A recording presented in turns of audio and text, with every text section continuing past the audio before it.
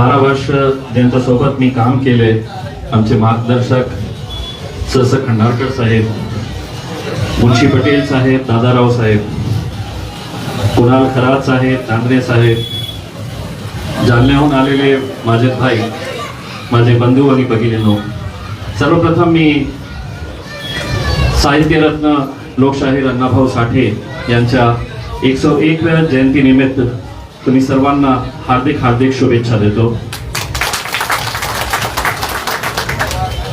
जैन संबेडके साहेबांनी सांगितलं, स खंडाळकर साहेबांनी सांगितलं की मी अण्णाभाऊ साठे यांना भारतरत्न मिळावं यासाठी लोकसभेमध्ये प्रश्न उपस्थित करावा. मी आपल्याला स्पष्टपणे सांगतो की 6 महिन्यापूर्वीच मी पंतप्रधान नरेंद्र मोदी साहेबांना पत्र पाठवलेलं आहे आणि त्याच्यामध्ये मी हे नमूद केलेलं आहे की या देशामध्ये कोणी खऱ्या अर्थाने भारत रत्नाचा हकदार आहे तर ते अण्णाभाऊ साठे आहेत. मी पत्र लिहिलेलं आहे, पण मला नाही माहित की मोदी साहेबांना पत्र वाचता आलं का नाही आलं, पण नक्की हे प्रश्न मी तिथे उपस्थित करणार. कारण जे काम अण्णाभाऊ साठे यांनी केलेलं आहे समाजासाठी, त्याची तुलना आपण करू शकत नाही. आज मला खूप आनंद आहे, मी संगीताताईला, सुभाष वाघुलेला शब्द दिलं होतं की मिसरवाडीमध्ये अण्णाभाऊ साठे सभागृह मी तयार करून देणार, आणि आज हे आनंदाचा क्षण आहे की त्याच्या उद्घाटनासाठी मी आलेले आहे. मला माहित आहे की या एरियामध्ये जेव्हा 2014 मध्ये मी आमदार म्हणून निवडून आलो होतो, त्याच्यानंतर आमचे 26 कॉर्पोरेटर निवडून आले होते. संगीताताई या एरियाचं नेतृत्व करत होते. अनेक प्रश्न होते या भागातले, पण धीरे धीरे का होईना आम्ही खूप सारे प्रश्न संपवण्याचा प्रयत्न केलेला आहे. काही प्रश्न शिल्लक राहिलेले आहे.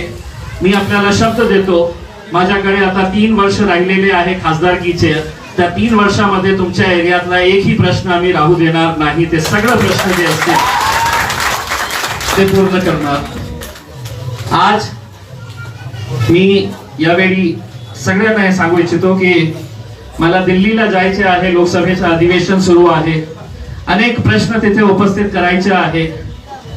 लोग म्हणते की मोदी है तो मुमकिन है, 110 लीटर पेट्रोल हो गया है, वो भी मुमकिन है मोदी है तो.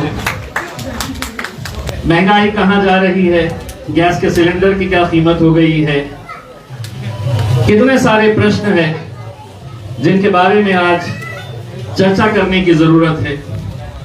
आज वैक्सीन लेना है तो हमको वैक्सीन नहीं मिल रही है, और जिन्हें मिल रही है तो इस वैक्सीन के सर्टिफिकेट के ऊपर नरेंद्र मोदी साहब की तस्वीर है. मैं तो चाहूंगा कि जो लोग इस कोरोना की वजह से मरे हैं, उनके डेथ सर्टिफिकेट के ऊपर भी नरेंद्र मोदी साहब की तस्वीर होनी चाहिए कि आज लोगों को याद रहे कि हमारी मौत हुई है तो हमारे पास अस्पताल नहीं थे, हमारे पास बेड्स नहीं थे. इसकी याद दिलाने के लिए वो तस्वीर उनकी वहां पर भी होनी चाहिए. मुझे सुभाष वाघुले साहब ने और कुछ यहाँ की मांगों के बारे में बताया है. मैं आप लोगों को वचन देता हूँ, मेरी तरफ से जितनी भी कोशिशें हो सकेगी मैं पूरी ईमानदारी के साथ ये कोशिश करते रहूंगा. स खंडारकर साहब ने ये बताया है कि आपके जितने मुद्दे हैं मेरे पास आप दीजिए. मैं खंडारकर साहब से अनुरोध करूंगा कि लोकमत के बारे में कभी मेरी तारीफ भी किया कीजिए. अभी कुछ दिन पहले मैंने जो हमारी हक की, जो स्पोर्ट्स युनिव्हर्सिटी एक विद्यापीठ आपल्याला औरंगाबादला मिळाली होती. 150 एकर जमिनीवर ते विद्यापीठ औरंगाबाद मध्ये स्थापित होणार होती. त्याची जागा आम्ही फायनल केली होती. ते विद्यापीठ औरंगाबादला आली असती तर या एरियातले विशेषकर मराठवाड्याचे जे युवक आहेत त्यांचा खूप मोठा फायदा झाला होता. मी मीटिंग मध्ये उपस्थित केला होता मुद्दा. मग मला आश्वासन देण्यात आलं होतं की हो, हे विद्यापीठ औरंगाबादला मिळाली आहे आणि इथेच आम्ही एस्टॅब्लिश करू. पण काही दिवसापूर्वी मला हे सांगण्यात आलेलं आहे की हे विद्यापीठ औरंगाबाद कडून ते पुण्याला शिफ्ट करण्यात आलेली आहे. 2014 ते 2019 मध्ये जेव्हा मी आमदार होतो त्याचप्रमाणे all India institute of medical sciences खूप मोठा आणि प्रतिष्ठित जे एक हॉस्पिटल दिल्लीमध्ये आहे त्यांची एक ब्रांच औरंगाबादला मिळाली होती. इंडियन इन्स्टिट्यूट ऑफ मॅनेजमेंट एक प्रतिष्ठित जगप्रसिद्ध जे एक मॅनेजमेंट इन्स्टिट्यूट आहे आंतरराष्ट्रीय दर्जाचा ते आम्हाला मिळालं होतं. ते कुठे गेलं तर ते त्यावेळची जे सरकार होती काँग्रेस आणि शिवसेना आणि भारतीय जनता पार्टीची हे दोघं जे संस्था होती ते नागपूरला घेऊन गेले आणि त्यावेळी on the floor of the house विधानसभेमध्ये देवेंद्र फडणवीस साहेबांनी सांगितलं होतं की त्याच्या ऐवजी आम्ही तुम्हाला एक international institute of architecture and planning देणार आहे. ते आजपर्यंत त्याचा एक साधा कागजही आम्हाला मिळालेला नाही, त्याचं नोटिफिकेशनही त्यांनी काढलं नाही. आणि आता जेव्हा हे इतकी मोठी एक विद्यापीठ औरंगाबादला येणार होती तर कोणी पळवले, कशामुळे पळवले?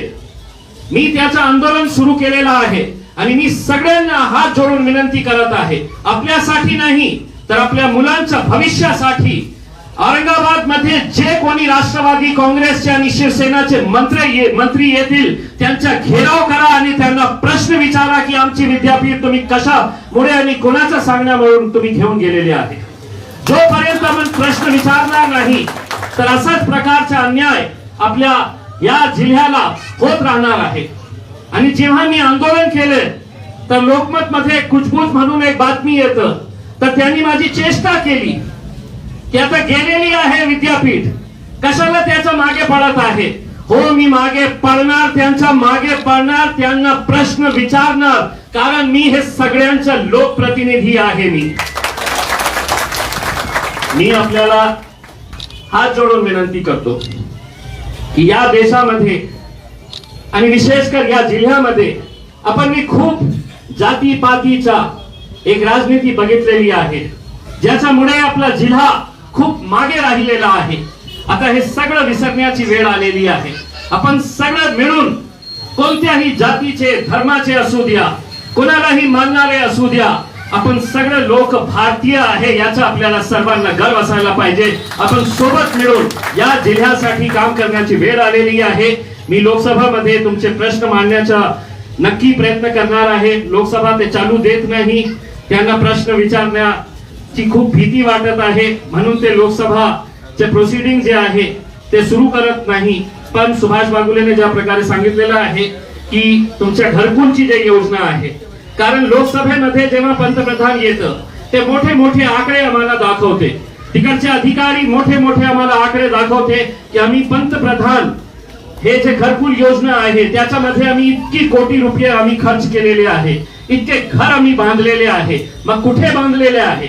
आमच्या औरंगाबाद जिल्ह्याचा आम्ही विचार करणार आहे, त्यांना प्रश्न विचारणार आहे की तुम्ही सांगा की या जिल्ह्यामध्ये किती घर बांधले, कुठे बांधले आणि जे पैसे याना लोकांना मिळायला होते ते का आतापर्यंत मिळालेले नाही. नक्कीच याचा प्रश्न मी लोकसभेमध्ये उपस्थित करणार. पुन्हा एकदा आपल्या सर्वांना साहित्यरत्न लोकशाहीर अण्णाभाऊ साठे यांच्या जयंती निमित्त खूप खूप धन्यवाद.